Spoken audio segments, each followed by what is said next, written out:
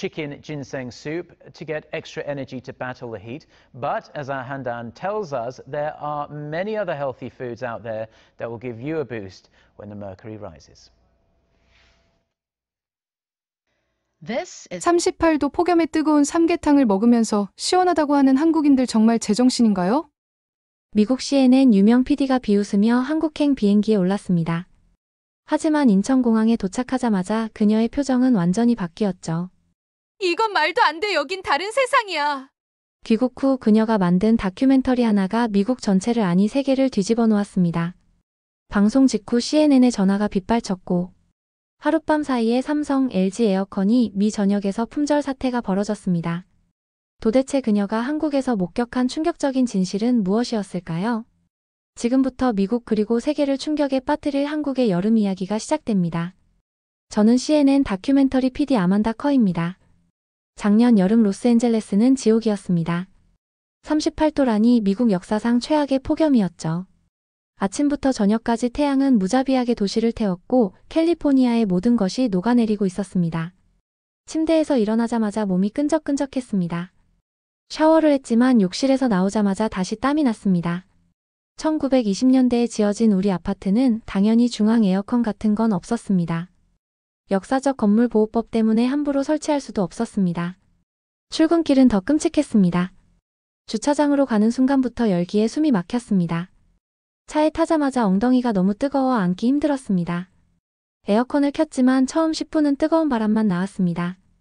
도로는 열기 때문에 아스팔트가 녹아서 곳곳이 공사 중이었습니다. 간신히 회사에 도착했지만 상황은 나아지지 않았습니다. 우리 방송국 CNN 건물도 오래된 에어컨이 제대로 작동하지 않았거든요. 선풍기 몇 대가 미지근한 바람을 실어나르고 있을 뿐이었습니다. 점심을 먹으러 방송국 근처 식당에서 미지근한 샌드위치를 먹었습니다. 그마저도 빵이 눅눅해서 맛이 없었습니다. 사무실로 돌아온 저는 선풍기 앞에 주저앉았습니다. 화장은 다 번졌고 옷은 땀으로 흠뻑 젖어 있었습니다. 그때 제 눈에 들어온 온라인 기사가 있었습니다. 한국인들 폭염에도 뜨거운 음식 즐겨. 과학적 근거 없는 미신적 행동. 순간 비웃음이 나왔습니다. 더운 날씨에 뜨거운 음식을 먹다니 역시 한국은 아직 멀었다고 생각했습니다. 그런데 그때 번뜩 아이디어가 떠올랐습니다. 이번 시리즈의 주제로 완벽하다고 확신했습니다. 다음날 아침 저는 들뜬 마음으로 편집장실로 향했습니다. 이번엔 정말 대박 아이템을 찾았다고 확신했습니다. 리차드 편집장은 에어컨도 제대로 작동 안 하는 사무실에서 셔츠를 걷어 올린 채 서류를 보고 있었습니다. 그의 이마에는 땀방울이 송글송글 맺혀 있었습니다. 한국에 대해 설명했습니다. 그들은 40도가 육박하는 날씨에 뜨거운 닭국을 먹는다고 했습니다. 삼계탕이라고 하는데 인삼까지 넣은 펄펄 끓는 국물이라고 설명했습니다. 리차드의 눈이 번뜩였습니다. 더 웃긴 건 그걸 먹으면서 시원하다고 한다는 사실이었습니다. 완전히 모순이었습니다. 준비해온 자료를 보여줬습니다. 한국의 복날 문화, 이열치열이라는 이상한 개념, 그리고 각종 뜨거운 여름 음식들의 사진이었습니다. 육개장, 갈비탕, 설렁탕. 다 뜨거운 국물 음식이었습니다. 심지어 매운 것까지 먹었습니다. 정신이 나간 거라고 생각했습니다. 더 충격적인 정보도 있었습니다. 한국에는 아직도 개고기를 먹는 문화가 있다고 했습니다. 보신탕이라고 하는 정말 야만적인 문화였습니다. 21세기에 게를 먹는다니 상상도 할 수 없는 일이었습니다. 우리 미국인들에게 게는 가족이나 다름없는데 말입니다. 이번 세계의 이상한 음식 시리즈는 이걸로 결정됐습니다. 제목은 한국의 미개한 여름. 왜 그들은 더운 날 뜨거운 음식을 먹는가? 로 정했습니다. 시청자들이 좋아할 거라고 확신했고 우리 미국 문화가 얼마나 우월한지 보여주는 좋은 기회가 될 거라고 생각했습니다. 기획이 통과되자 제작진을 꾸리는 것도 순조로웠습니다. 촬영 감독 해리와 음향 담당 맥과이어가 합류했고 우리는 즉시 준비에 들어갔습니다. 열화상 카메라도 챙겨서 그들이 얼마나 뜨거운 걸 먹는지 과학적으로 증명하기로 했습니다. 습도계도 필요했습니다. 그 찜통 같은 날씨도 측정해야 했으니까요. 우리는 마치 미개한 부족을 탐험하러 가는 탐험대처럼 들떠 있었습니다. 회의 중에 웃음이 끊이지 않았습니다. 36도 날씨에 70도 국물을 마시는 사람들을 상상하며 그걸 시원하다고 하는 언어적 모순의 극치라고 비웃었습니다. 아마 교육 수준이 낮아서 그런 것이라고 과학적 사고가 부족한 것이라고 단정했습니다. 우리의 오만함은 하늘을 찔렀습니다. 마지막 제작 회의에서 저는 당당하게 선언했습니다. 이번 다큐로 한국인들이 얼마나 비과학적이고 원시적인지 폭로하고 우리 미국 문화의 우수성을 전 세계에 알리겠다고 했습니다. 모두가 박수를 쳤습니다. 일주일 후 출발이었습니다. 저는 벌써부터 완성된 다큐를 상상했습니다. 땀을 뻘뻘 흘리며 뜨거운 음식을 먹는 한국인들의 모습, 그리고 그것을 보며 혀를 차는 미국 시청자들의 반응까지 말입니다. 한국인들은 우리의 조롱거리가 될 거라고 확신했습니다. 비행기에 오르기 전날 밤 저는 일기에 이렇게 썼습니다. 얼마나 오만했던지 지금 생각하면 얼굴이 화끈거립니다. 13시간의 긴 비행 끝에 인천국제공항에 도착했습니다. 한국의 찜통 더위를 담으려 카메라를 준비했는데 비행기 문이 열리자 시원한 바람이 얼굴을 스쳤습니다. 분명 밖은 36도라고 했는데 놀라울 정도로 쾌적했습니다. 입국장은 더 충격적이었습니다. 거대한 공간 전체가 22도로 유지되고 있었습니다. LA 공항은 여름이면 찜통이 되는데 여기는 완벽했습니다. 곳곳에 디지털 온도계가 설치되어 구역마다 온도를 관리하고 있었고 천장에 거대한 에어컨 통풍구들이 과학적으로 배치되어 있었습니다. 심지어 화장실까지 완벽하게 냉방되고 있었습니다. 수많은 사람이 줄 서 있는데도 아무도 덥다고 불평하지 않았습니다. 36도 날씨인데 긴팔 가디건을 입은 할머니도 있었습니다. 덥지 않냐고 물으니 시원하다며 공항은 항상 에어컨이 새서 가디건을 준비했다고 답했습니다. 36도가 시원하다니 이해할 수 없었습니다. 공항철도 플랫폼은 더 놀라웠습니다. 스크린도어가 완벽하게 닫혀 있었고 플랫폼 전체가 에어컨으로 시원하게 유지되고 있었습니다. 지하철 플랫폼까지 에어컨이라니 뉴욕 지하철은 플랫폼은커녕 열차 안도 제대로 냉방이 안 되는데 말입니다. 열차가 들어오자 스크린도어가 열리며 냉장고 수준의 차가운 바람이 쏟아져 나왔습니다. 한국인 청년에게 너무 춥지 않냐고 물었더니 한국 여름엔 이 정도는 돼야 시원하다고 답했습니다. 열차 안을 보니 한 칸에 에어컨이 8대씩 설치되어 있었고 모두 풀가동 중이었습니다. 열량 편성이니까 총 80대의 에어컨이 한 열차에 있는 셈이었습니다. 창밖으로 보이는 서울 풍경도 예상과 달랐습니다. 사람들이 거리를 활발하게 걸어다니고 있었거든요. LA였다면 이 시간에는 모두 실내에 숨어 있을 텐데 말입니다. 다음날 본격적인 촬영을 시작했습니다. 종로의 유명한 삼계탕집이 첫 목적지였습니다. 온도 37도, 습도 70%가 넘는 날씨에 뜨거운 닭국을 먹는 미개한 문화를 폭로하려던 계획이었죠. 그런데 가게 문을 열고 들어가는 순간 또 당황스러운 상황이 벌어졌습니다. 가게 안이 완벽하게 시원했거든요. 아니, 추울 정도였습니다. 종업원이 밝게 인사하며 우리를 맞았고 외국분들이라며 특별히 신경 써서 준비해주겠다고 했습니다. 우리가 조롱하러 온 건데 이렇게 따뜻하게 맞아주다니 당황스러웠습니다. 김이 모락모락 나는 삼계탕이 나왔습니다. 열화상 카메라로 측정해보니 75도가 넘었습니다. 드디어 우리가 원하던 장면이었습니다. 그때 옆 테이블 한국인 가족이 땀을 뻘뻘 흘리며 뜨거운 삼계탕을 먹더니 아버지가 이마에 땀을 닦으며 아 시원하다고 말하는 겁니다.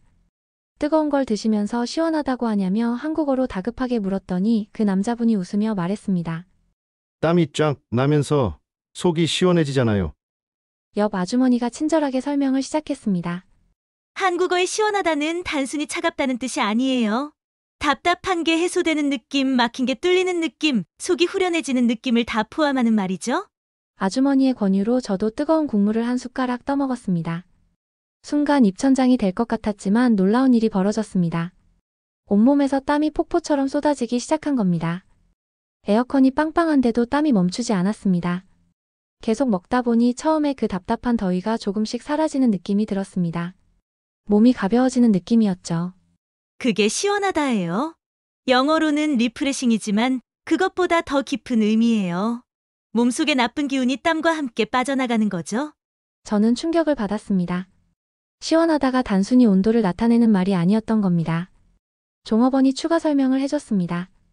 삼계탕에는 인삼도 들어있어요. 몸의 기운을 푹 돋아주죠. 그래서 더운 여름에 먹으면 오히려 더위를 이길 힘이 생겨요. 찬 음식만 먹으면 배탈 나기 쉽고 체온이 갑자기 내려가면 오히려 더 피곤해지죠. 우리가 미개하다고 생각했던 문화의 과학적 근거가 있었던 겁니다. 촬영을 하면서도 계속 혼란스러웠습니다. 카메라 앞에서 뭐라고 말해야 할지 모르겠더라고요. 준비했던 조롱조의 멘트가 나오지 않았습니다. 삼계탕을 다 먹고 나니 정말 신기하게도 몸이 한결 가벼워진 느낌이었습니다. 밖으로 나왔는데 아까보다 덜 덥게 느껴졌습니다. 분명 온도는 그대로인데 체감 온도가 달라진 겁니다.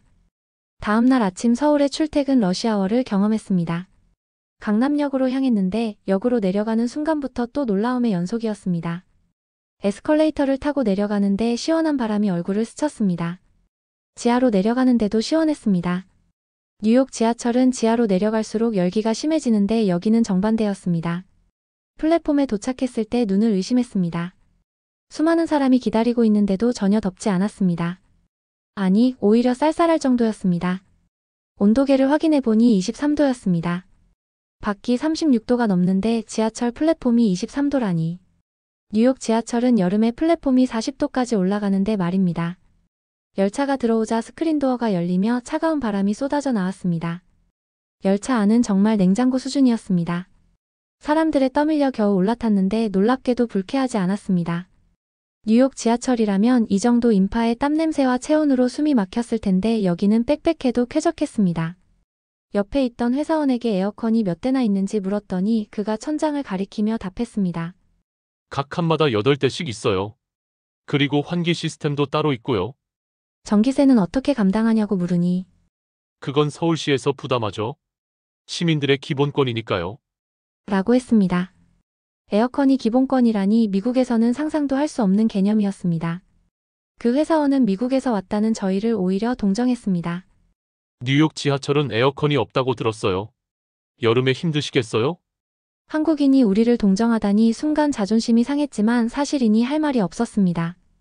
열차가 역에 도착할 때마다 문이 열리고 닫혔는데 놀랍게도 온도가 거의 변하지 않았습니다. 플랫폼도 시원하니까 열기가 들어올 일이 없었던 거였습니다. 더 충격적인 건 사람들의 모습이었습니다. 출근 시간 만원 지하철인데도 모두가 깔끔했습니다. 땀 한 방울 흘리지 않고 화장도 그대로였습니다. 시청역에서 내렸는데 또 놀라운 광경이 펼쳐졌습니다. 지하 상가가 끝없이 이어져 있었거든요. 화장품 가게, 옷가게, 식당, 카페 모든 상점이 지하로 연결되어 있었고 전체가 완벽하게 냉방이 됐습니다. 완전한 지하도시에 저는 감탄할 수밖에 없었습니다. 이제 이해가 됐습니다. 한국인들이 여름에도 활발하게 활동할 수 있는 이유가 말입니다. 그날 밤 숙소 근처를 산책하다 새로운 충격을 받았습니다.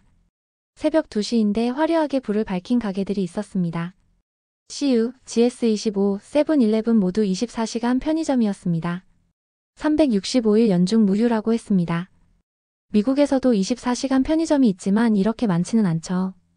특히 안전 문제로 밤에는 문 닫는 곳도 많은데 말입니다. 가장 가까운 편의점에 들어가 봤습니다. 문을 열자 시원한 바람과 함께 경쾌한 종소리가 울렸고 새벽 2시인데도 직원이 밝게 인사했습니다. 에어컨이 빵빵하게 돌아가고 있었고 밝은 조명 아래 각종 상품이 가득했습니다. 음료 코너에는 수십 종류의 차가운 음료가, 아이스크림 냉동고에는 메로나, 빵빠레, 수박바, 조스바 등 처음 보는 제품들이 가득했습니다. 1,000원이니까 75센트 정도의 가격이었습니다. 미국에서는 아이스크림 하나에 $3가 기본인데 말입니다. 도시락도 있었습니다. 각종 도시락과 김밥, 샌드위치가 있었고 전자레인지에 데워준다고 했습니다. 새벽 2시에 따뜻한 음식을 먹을 수 있다니 뉴욕에서는 상상도 못할 일이었습니다. 밤에 배고프면 그냥 참거나 비싼 딜리버리를 시켜야 했으니까요.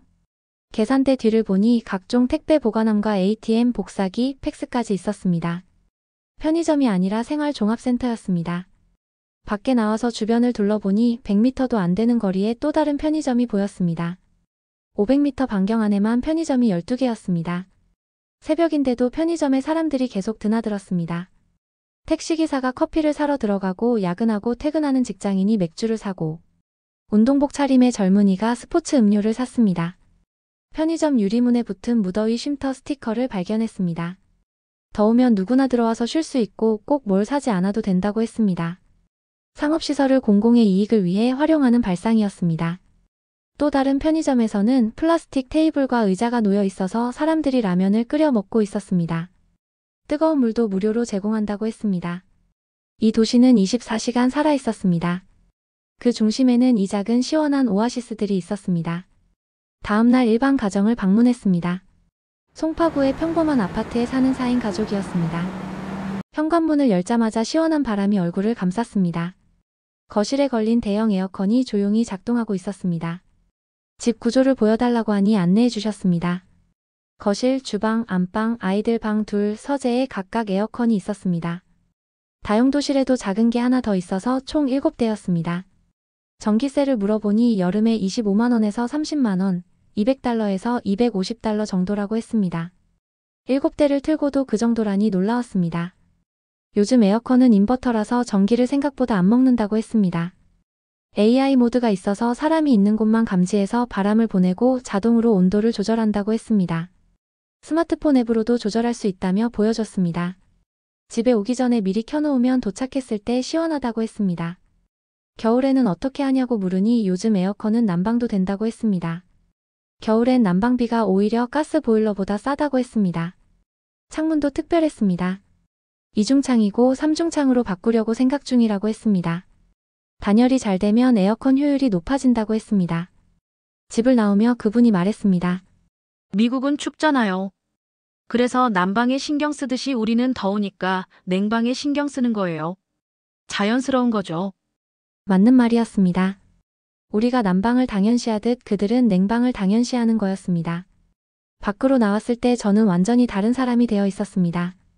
우리가 미개한 거 아닐까 하는 생각이 들었습니다. 21세기에 에어컨도 없이 찜통에서 사는 우리가 말입니다. 조롱하러 왔다가 오히려 부러워하고 있는 우리 자신이 우스웠습니다. 주말 저녁 현지 가이드가 특별한 곳으로 안내하겠다고 했습니다. 한국인들이 여름을 즐기는 진짜 방법을 보여드리겠다고 했습니다. 이 더위를 즐긴다고 하니 반신반의하며 따라갔습니다. 반포 한강공원에 도착했을 때 눈을 의심했습니다. 저녁 7시 기온은 여전히 35도가 넘는데 수천 명의 사람들이 강변에 모여 있었습니다. 돗자리를 깔고 텐트를 치고 심지어 테이블과 의자를 가져온 사람들도 있었습니다. 모두가 야외에서 무언가를 먹고 마시며 즐거워하고 있었습니다. 이게 바로 치맥이라고 했습니다. 치킨과 맥주의 줄임말이었죠. 더운데 밖에서 먹냐고 물으니 한강바람이 불어서 시원하다고 했습니다. 그리고 이런 분위기를 즐기는 거라고 했습니다. 이번엔 조금 이해가 되기 시작했습니다. 가이드가 빈자리를 찾아 돗자리를 펼쳤습니다. 강가에서 치킨을 어떻게 구하냐고 물으니 배달시키면 된다고 했습니다. 강가에도 배달이 된다니 당연하다며 스마트폰을 꺼내 배달 앱을 켰습니다. 수십의 치킨집이 떴고 메뉴도 다양했습니다. 30분 후 배달이 왔습니다. 강변 산책로까지 오토바이를 타고 온 배달원이 뜨거운 치킨을 전달해줬습니다. 이게 가능한 일인지 계속 놀랄 수밖에 없었습니다. 편의점에서 산 차가운 맥주와 뜨거운 치킨을 먹어봤습니다. 논리적으로는 이상한 조합이었지만 한 입 먹어보니 바삭한 치킨과 차가운 맥주의 조합이 환상적이었습니다.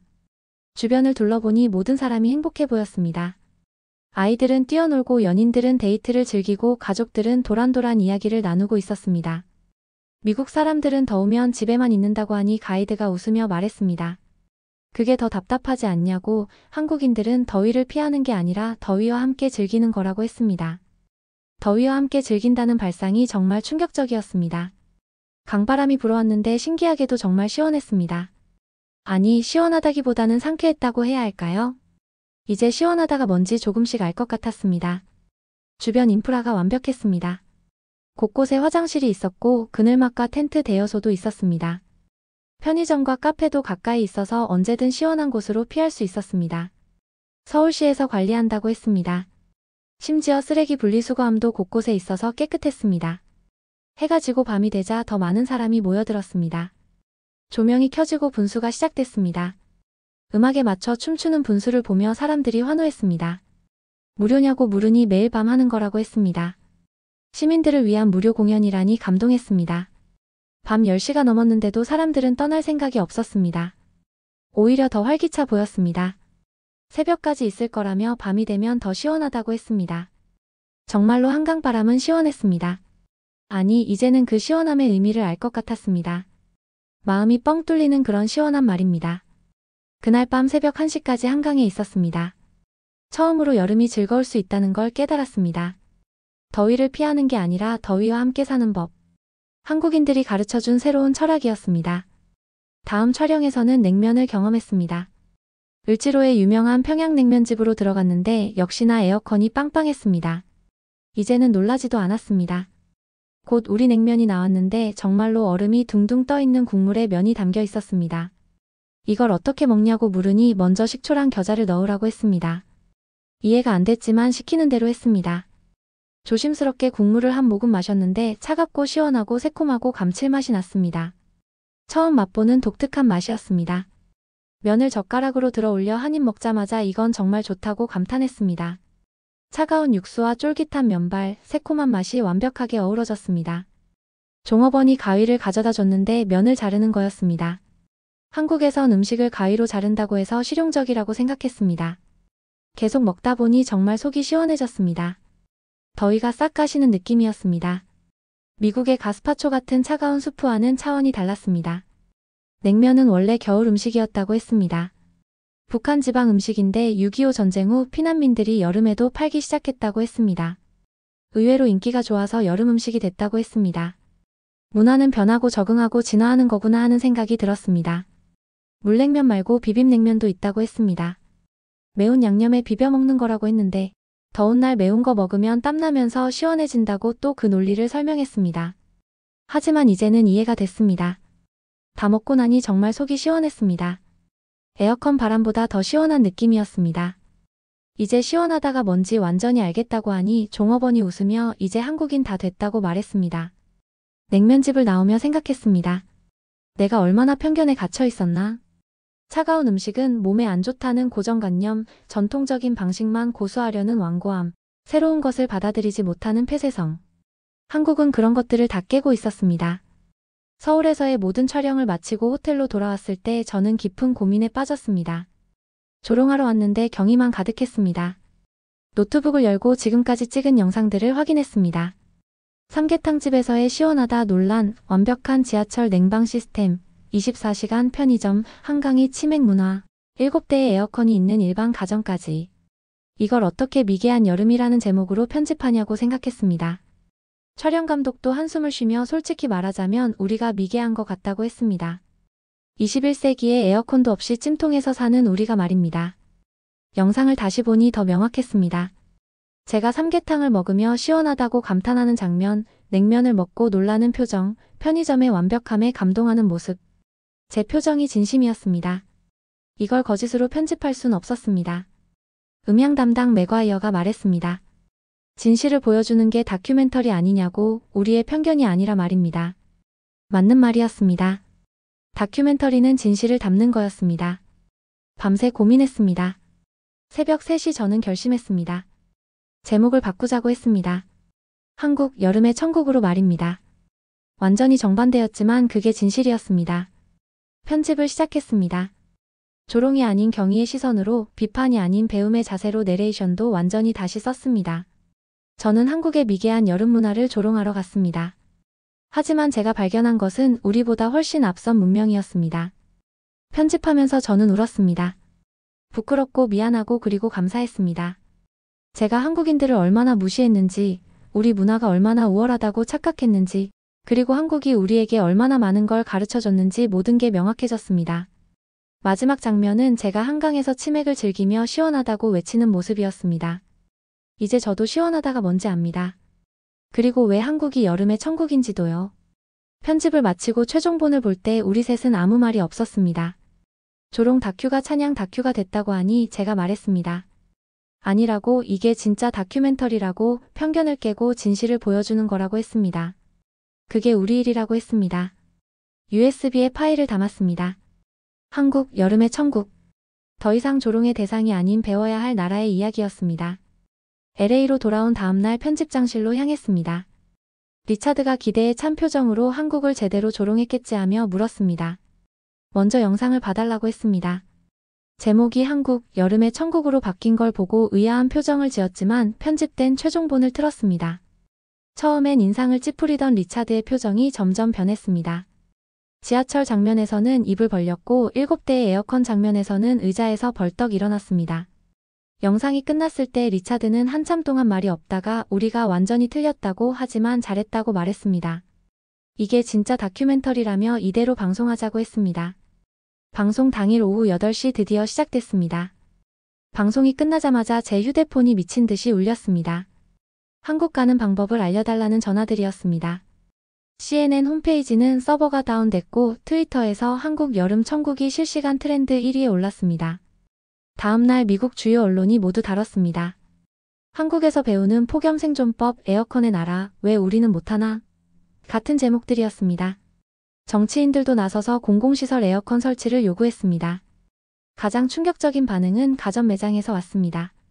베스트바이 매니저가 전화해서 한국산 에어컨이 하룻밤 사이에 다 팔렸다고 했습니다. 미국 전역의 매장에서 삼성과 LG 제품이 품절됐습니다. 여행사들도 한국 여름 체험 투어 같은 패키지를 내놓았고 금세 매진됐습니다. 조롱하러 갔다가 한국 홍보대사가 되어버린 기분이었습니다. 시청률은 역사상 최고였고 리차드가 전화해서 진실을 보여줘서 고맙다고 했습니다. 6개월 후 저는 개인적으로 다시 한국을 찾았습니다. 이번엔 순수한 휴가였습니다. 종로의 그 삼계탕집 사장님이 저를 알아봤습니다. 덕분에 미국 손님들이 많이 온다며 고마워했습니다. 혼자 조용히 삼계탕을 먹으며 시원하다는 말이 자연스럽게 한국말로 나왔습니다. 저녁엔 한강에서 편의점 맥주와 김밥으로 간단히 식사했습니다. 옆에 앉은 한국인 가족이 치킨을 나눠줬습니다. 같이 드시라며 혼자 먹으면 맛없다고 했습니다. 이것도 한국의 시원함인 것 같았습니다. 마음이 뻥 뚫리는 그런 시원한 말입니다. LA로 돌아온 후 작은 변화들을 시도했습니다. 집에 한국산 에어컨을 설치했고 한인타운의 냉면집에서 능숙하게 주문할 수 있게 됐습니다. 주말엔 친구들을 초대해 치맥 파티를 열었고 한국어 공부도 계속했습니다. 1년 전엔 조롱하려 했던 나라의 언어를 이제는 사랑하게 됐으니 인생이란 정말 알 수 없는 거였습니다. 한 잡지사 인터뷰에서 모든 게 변했다고, 특히 제 자신이 변했다고 답했습니다. 전엔 오만했다고, 미국 문화가 최고라고 생각했는데 한국이 그 생각을 완전히 바꿔놨다고 솔직하게 말했습니다. 후회는 없냐는 질문에 오히려 감사하다고, 덕분에 더 넓은 세상을 보게 됐다고 답했습니다. 그날 밤 작년 영상들을 다시 봤습니다. 처음 인천공항에 도착했을 때의 당황한 표정, 삼계탕을 먹으며 놀라는 모습, 한강에서 행복해하는 장면. 가장 큰 변화는 겸손해졌다는 거였습니다. 세상엔 배울 게 너무 많다는 걸 알게 됐습니다. 내년 여름엔 또 뭘 배우게 될까 설레는 마음으로 잠이 들었습니다. 지금까지 CNN PD 아만다 커의 한국 여름 체험기였습니다. 조롱하러 갔다가 오히려 배우고 온 그녀의 이야기가 많은 걸 시사합니다. 때로는 우리가 당연하게 여기는 것들이 누군가에게는 놀라운 발견이 될 수 있다는 걸요. 오늘도 끝까지 시청해주셔서 감사합니다. 감동하와이였습니다.